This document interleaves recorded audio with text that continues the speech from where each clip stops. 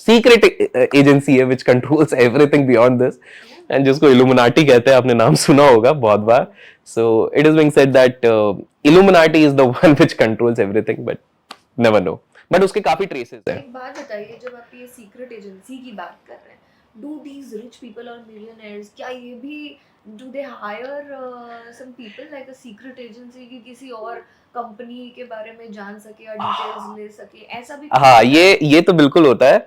In fact हमारे देश की नाम बिल्कुल नहीं लूंगा, टॉप 5 रैंडम थोड़ा कर देता हूं ताकि लोग समझ जाए. टॉप 5 रिचेस्ट कंपनीज में से एक कंपनी है जो हर साल उनकी कंपनी से कुछ लोगों को सैलरी जाती है एवरी ईयर 50 लाख 60 लाख, लेकिन वो आज तक कभी कंपनी में नहीं आए क्योंकि वो उनकी कंपनी में नहीं आते. वो उनके कॉम्पिटिटर की कंपनी में काम कर रहे हैं. उनको पैसे बस इसलिए दिए गए because they are at the top post, ताकि अंदर क्या चल रहा है, कौन से इनोवेशन पे काम किए जा रहे हैं, ये सारी चीजें इधर पता लग सके. So this is the kind of structure in which they work. तो अगर आप देखोगे, पता है, So they hire these people. या सो और वो पूरे जीवन भर पता नहीं चलेगा कि ये बंदा हमारे लिए काम ही नहीं कर रहा था, वो ना सांप को पाला रखा हुआ है, वो वाला सीन है. कैसे अचानक से कोई डील आते. कभी आपने एक नोटिस करा है, देखिए जब टेलीकॉम कंपनीज का डिसरप्शन हुआ तब पहले एक कंपनी थी टाटा डोकोमो.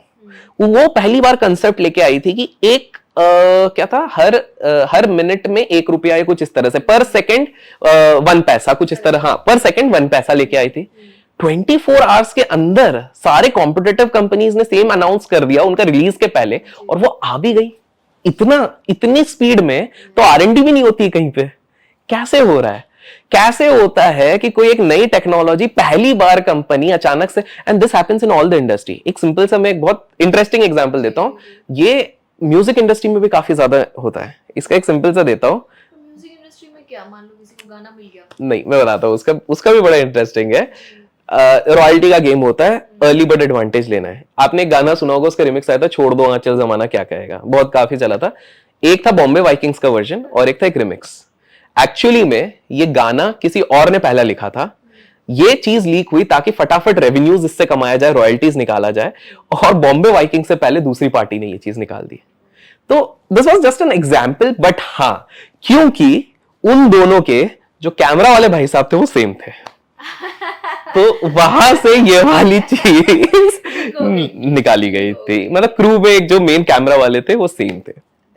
तो these things keep on happening. एक एग्जांपल है, जो स्टॉक मार्केट की एक मूवी है द बिग बुल, और एक सीरीज है स्कैम 92. बहुत कम लोगों को पता है कि बिग बुल की शूटिंग तो पहले ही खत्म हो चुकी थी स्कैम 92 के पहले.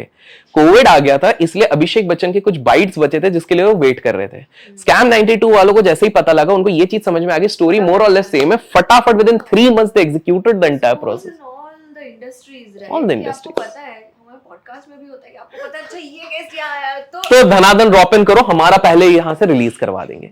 तो आपको ये चीज समझना है कि इस तरह के प्रैक्टिसेस तो बहुत करते हैं. Since you talked about secret this thing, तो as I mentioned about this illuminati, इनके तो कुछ अंश मिले हुए हैं. इन द सेंस, जैसे मैं आपको बता दूं दैट कैटी पेरी करके एक बहुत बड़ी सिंगर है बाहर की, तो उनका एक गाना है डार्क हॉर्स करके.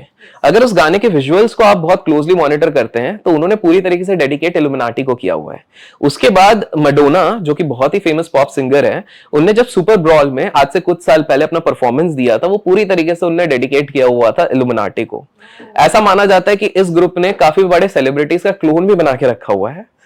यस, एंड इसके कुछ अगर आप गूगल करेंगे तो आपको मिल जाएगा. This is not made out thing.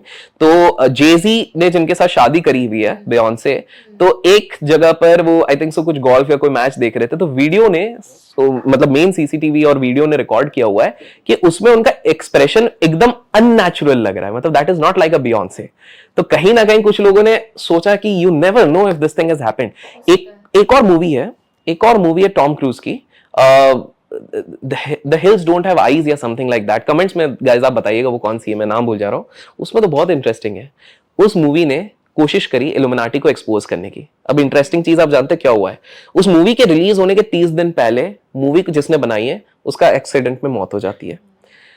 30 minutes का जो सेगमेंट जहां पर इल्यूमिनाटी के बारे में स्पेसिफिकली बात की गई है, उसको हटाया जाना पड़ता है.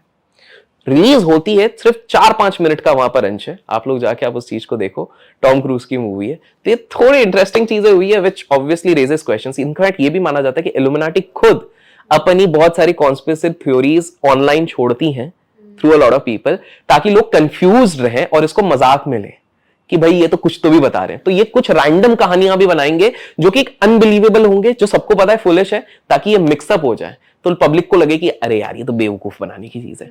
बट ऐसा माना जाता है कि यूएस की जो सबसे बड़ी एयरपोर्ट है उसी के जस्ट नीचे they have a big tunnel, जहां पर 5 माले की बिल्डिंग जितना बड़ा इनका हेडक्वार्टर्स बना हुआ है ना। वो आप लोगों को क्या लगता है, आप कमेंट्स में बताओ फिर, but that's a secret society.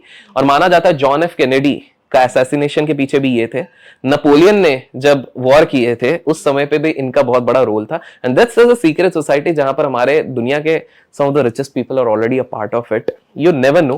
And it is being said that artificially, तो जब भी इनको लगता है ना कि दुनिया बहुत स्मूथ चल रही है और हमारा कमाने का जरिया कम हो जाएगा, तो ये लोग कुछ अर्थव्यवस्था हिलाने के लिए कुछ नई नई चीज करते हैं। कभी कोई वायरस निकाल देते हैं और कभी कुछ वॉर करवा देते हैं, तो ऐसा माना जाता है जी।